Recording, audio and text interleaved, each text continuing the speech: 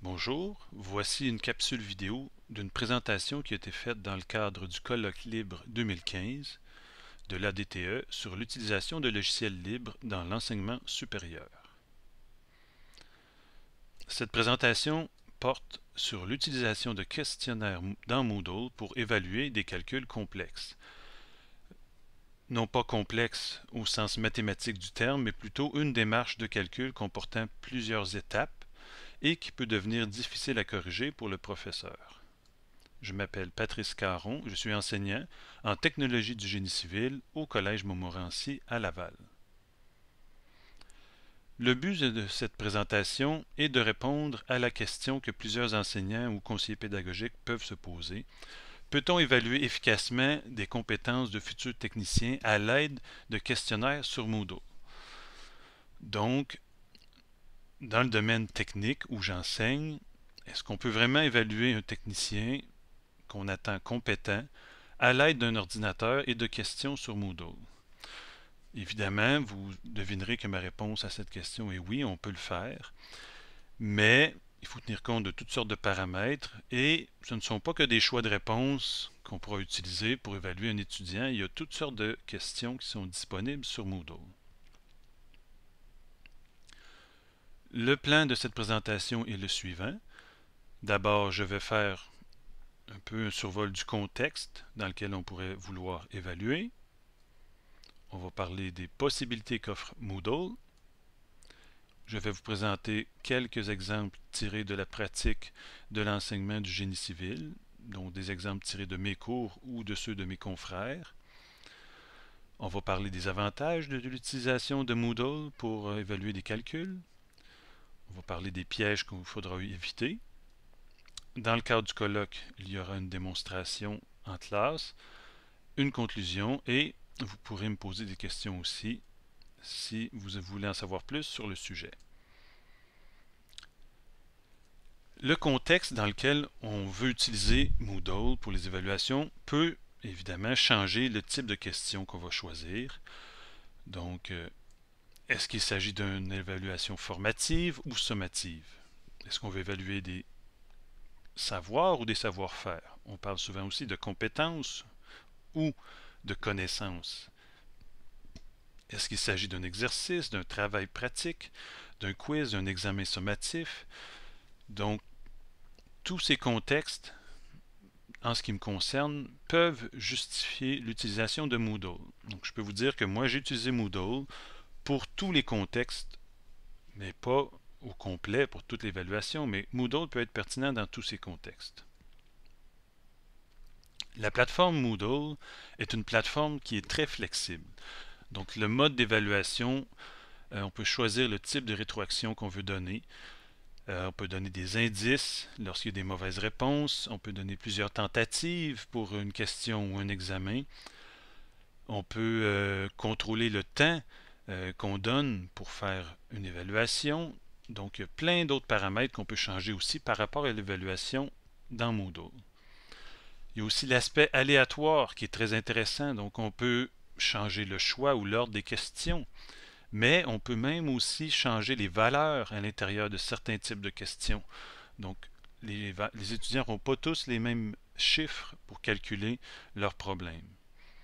On peut donner aussi une dérogation à des utilisateurs pour leur permettre d'avoir par exemple plus de temps s'ils ont des besoins particuliers, de faire l'examen à un autre moment ou à un autre endroit que le reste du groupe. On peut aussi varier le type de question en fonction du contexte. Donc, quand on crée une question sur Moodle, on a toute une panoplie de possibilités qui s'offrent à nous. Donc, moi, j'ai beaucoup exploité les questions de type formule, mais il pourrait y avoir des questions, d'autres types de questions de calcul aussi qui pourraient être intéressantes. Je vous présente maintenant des exemples tirés de ma pratique de l'enseignement en génie civil.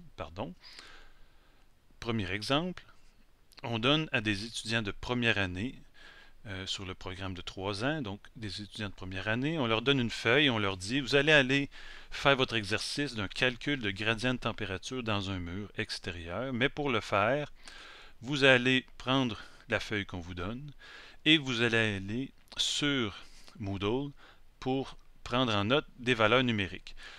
Donc, les différentes épaisseurs de matériaux sont variables. Les valeurs en couleur ici sont variables pour chaque étudiant. La température extérieure et intérieure est variable aussi, ce qui fait en sorte que chaque problème est unique. L'étudiant, qu'est-ce qu'il va faire? Il va aller sur sa feuille, prendre en note les matériaux, commencer son calcul, mais avant de passer à l'étape 2, il dépose son crayon, il retourne sur Moodle et il va vérifier ses réponses à l'étape 1. Moodle lui indique ici, oups, petite erreur pour l'isolation de laine de verre. Donc l'étudiant perd quelques fractions de points ici, mais peut corriger le tir et ensuite poursuivre la deuxième étape de son exercice de calcul. Donc le bouton vérifier ici a été très utile pour l'étudiant qui s'est auto-corrigé, mais aussi pour le professeur qui pourra se concentrer sur certaines parties de la correction. Par exemple, aller vérifier si le graphique a été bien fait par l'étudiant sur sa feuille de démarche. Donc, le bouton vérifier est très profitable autant pour l'étudiant que pour le professeur.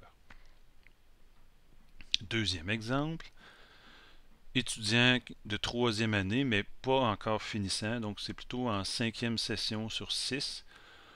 On demande de faire un calcul de poutre d'acier. Donc on donne une structure dont les dimensions sont différentes. Donc la dimension A est différente pour chaque étudiant. Les forces aussi appliquées sur la structure sont différentes pour chacun des étudiants. Et l'étudiant devra calculer certaines valeurs de conception, vérifier ses réponses dans Moodle et finalement choisir une poutre à l'aide de son manuel de référence. Donc l'enseignant n'aura pas à calculer ou plutôt vérifier chaque valeur numérique, mais il se concentrera plutôt sur la compréhension de la démarche, le choix final de la poutre, donc plutôt sur l'ensemble de la démarche plutôt que sur le détail de chaque valeur. Troisième et dernier exemple, ici on a un examen dans lequel des étudiants doivent préparer un bordereau de paiement. Donc il s'agit d'un bordereau qu'on doit produire pour que l'entrepreneur soit payé à différentes étapes du projet. Donc c'est un examen. L'étudiant a une feuille sur laquelle il fait ses calculs et à la fin de l'examen, il va transférer ses réponses sur Moodle, tout simplement appuyer sur le bouton pour envoyer son examen. Donc, si le professeur a permis que l'étudiant reçoive sa note, il recevra la note pour cette partie d'examen. Mais ici, ce n'est pas un examen formatif, donc l'étudiant n'a pas de rétroaction sur les réponses. Et ici, il s'agit d'une question de type close. Donc, on a reproduit un formulaire dans Moodle et les étudiants entrent les réponses et font tout simplement valider à la fin leur note. Donc, c'était quelques exemples tirés de la pratique. Donc, je tiens à préciser que ce sont des exemples qui ont été faits par moi ou d'autres personnes. Donc, je remercie Marc Villaggi ou Michel Bélanger qui m'ont fourni certains éléments que je vous ai présentés ici. Donc, moi, je vous propose de profiter de la puissance qu'offre la plateforme Moodle. Donc, vous pouvez permettre à vos étudiants de s'auto-vérifier. Vous pouvez savoir en temps réel qui a fait ces exercices, puisqu'ils doivent vérifier chacune de leurs réponses sur Moodle. Vous allez passer moins de temps à corriger. Vous pouvez minimiser les risques aussi de plagiat avec des valeurs aléatoires. Et vous pouvez aussi consulter les statistiques détaillées de vos évaluations. Par exemple, Moodle produit une matrice des résultats avec un histogramme de distribution des notes, un détail de résultats pour chaque question. Donc dans cet exemple, on voit que pour la question 26, la moyenne est de 30%. Donc l'enseignant peut se questionner par rapport à cette question ou à la compréhension des étudiants à cette matière. Je veux bien suivre, mais il doit y avoir des risques. Oui, évidemment, il faut faire attention. Il y a sûrement des pièges que vous pourriez éviter. Donc, je vous donne quelques recommandations suite à mes expériences. Mes recommandations sont les suivantes. Prévoyez toujours un plan B. Donc, par exemple, moi, j'utilise presque toujours une feuille de démarche, une feuille de données sur laquelle les étudiants rentrent leurs valeurs ou font leur démarche de calcul.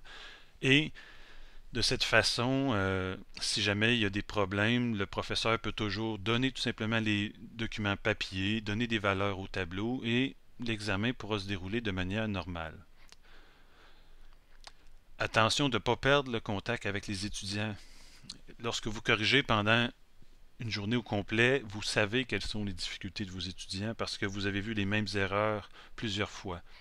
Avec la plateforme Moodle, il faut prendre le temps d'aller voir les résultats à chaque question pour bien voir où sont les difficultés de vos étudiants. Ayez aussi des ambitions proportionnelles à votre facilité avec les technologies.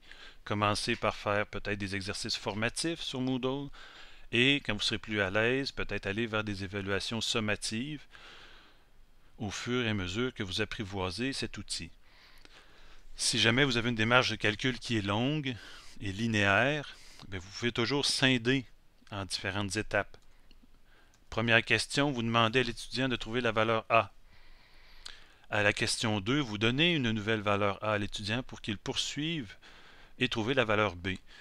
De cette façon, si jamais l'étudiant s'est trompé à la question 1 et que la question 2 utilise les résultats de la question 1, l'étudiant pourra avoir quand même un bon résultat et ça facilitera aussi la correction pour le professeur.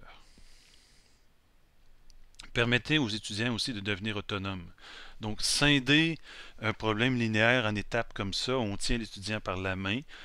Donc, c'est possiblement pas une méthode adaptée pour des finissants pour qui on veut développer une autonomie. Donc, c'est vraiment pour apprendre une procédure qu'on pourrait faire un calcul vraiment étape par étape. En conclusion, moi j'ai constaté que Moodle est un outil puissant qui peut procurer un gain notable en efficacité pédagogique. Les questions de type formule se sont avérées très efficaces dans ma pratique. Vous pouvez aussi voir d'autres capsules que j'ai faites sur l'utilisation de formules qui s'appelaient jadis des questions formula.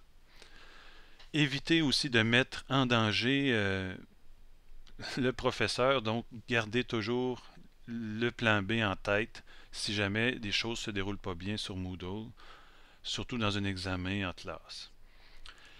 Les étudiants apprécient beaucoup de pouvoir vérifier leur travail au fur et à mesure.